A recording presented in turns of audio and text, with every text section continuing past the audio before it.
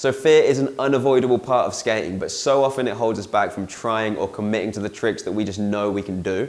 And although we're never going to get rid of fear altogether, there are many things that we can do to reduce it and to increase our ability to actually act and skate how we want, even when we've got fear running through the body. So in this video taken from the skate performance workshop I did, I'm going to be going over everything related to fear and skateboarding, along with giving you some tools that you can start applying to overcome fear in your own skating.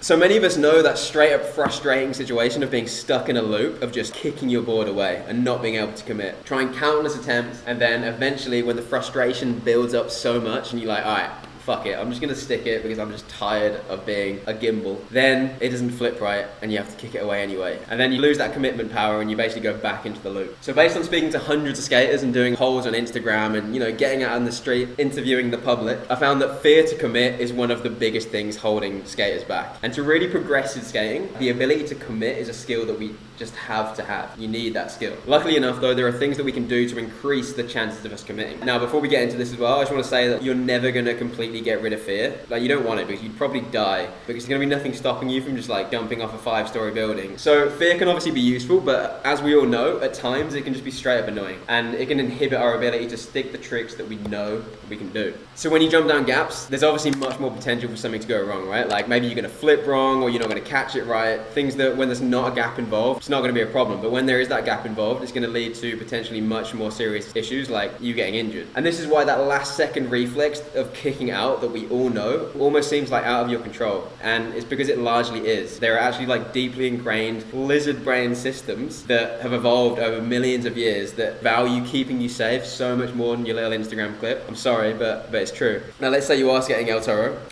just a casual El Toro sesh. I'm sure the last thing you'd imagine you'd feel is safety, right? But you actually do need to feel safe enough to skate something massive like that. Something that just seems straight up dangerous to most people. The thing is though, like, danger is relative, and just because one person perceives something as dangerous doesn't mean someone else will. And in fact, unless you're an absolute fool who doesn't feel fear, no one tries a trick down El Toro that they don't have like 1000% locked in. People try tricks that they know they can do, and it's that knowing that generates that feeling of safety. So even though it might seem out of control and dangerous to most people, for them it's gonna be pretty calculated and actually under control. So first off, to build that feeling of safety, that control and confidence, you need to have the trick locked in. You need to fully understand it. I would say on flat before you try it down something. Yeah, there are some tricks that people figure out easier down stuff, but even for those tricks, you aren't going to learn them down a 10 stair. You're going to learn them off maybe like a 2 stair or something like that. So once you truly have that trick dialed though, you're going to feel so much more ready to start taking it down progressively bigger gaps. Now a huge part of committing down gaps is really teaching your mind and your body which are the attempts to commit to and which ones aren't. You're essentially learning which ones are safe and when you should commit, and teaching your brain to recognize what a potential land looks like, along with figuring out if you need to change the way that you actually do the trick. Like, oh, there we go, there's a land, says your brain. You're essentially learning the skill of commitment, right?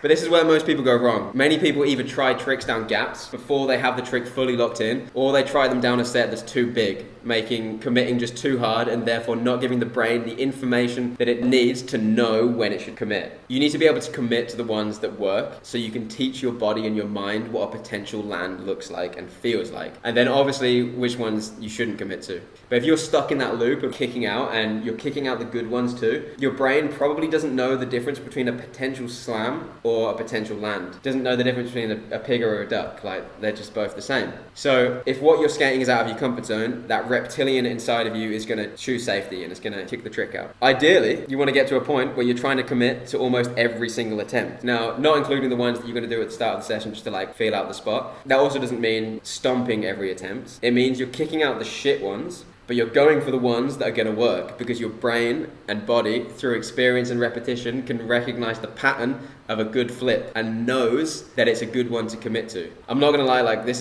is hard to develop, but going through that progressive approach of skating smaller stuff, getting really comfortable in that smaller set, getting consistent, and then taking it up to the next set is going to make a huge difference. So if you watch the full Paczynski clip, like the kickflip down El Toro, you'll see that he's actually going for everyone and he's just kicking out the ones that obviously aren't going to work. But the only way you can really teach your brain that is by trying a trick you want to learn down a gap small enough that you can actually commit to, right? Like if you can't commit, you're not going to give your brain that understanding of which ones are the right ones. So the obvious is true, like be progressive with the size of your gaps, but also make sure you're able to commit by choosing a trick you've got locked in and a spot that's on the edge of your comfort zone. And don't get me wrong, you're going to eat shit. That is just a part of skating. You're never going to get rid of that. And to be honest, I even like eating a little bit of shit. I'm not going to lie, every now and then. But the potential for eating much more shit or having a much more serious injury is going to go down massively. Now, like I said, you're never going to get rid of fear. If you're skating something big or something that feels big for you or that's out of your comfort zone, you're going to feel much more physiologically hyped. These feelings they're going to be an unavoidable part of skating if you're pushing yourself, and it's going to be useful to learn how to tolerate them and still skate when you've got these higher levels of stress and hype running through your body. You essentially need to extend your sweet spot focus zone. Look at the graph on the right, the probably too hype section.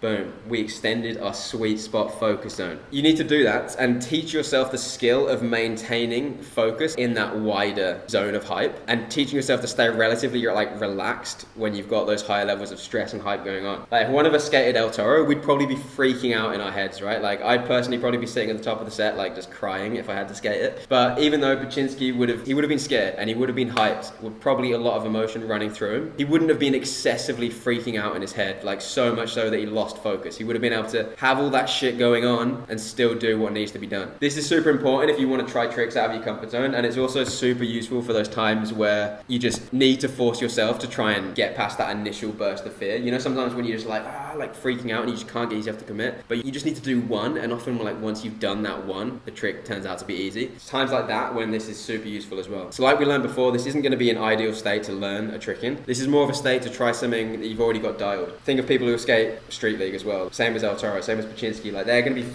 physiologically hyped, no doubt, but they're able to maintain focus to stick the tricks they've got on lock. And at the end of the day, like no one's trying to learn in that environment.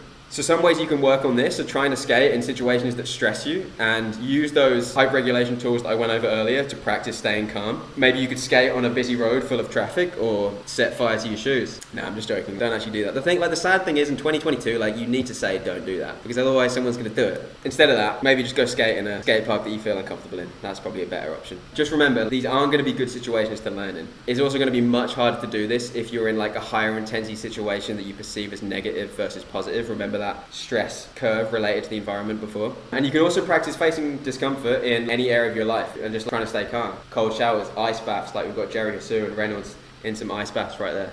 There's things that basically scare you and doing shit that you don't want to do, basically. I personally think this stuff's so useful, and if you build that stress tolerance, it's going to influence positively all areas of your life. So to summarize all of that shit that I just went over right now, you need to be thinking that to overcome fear in skating, some huge parts are that you need to have the trick fully locked in and know your level. Gradually work your way up with the tricks that you're trying. Don't start off skating a 9-stair if you can't even do the trick on flat.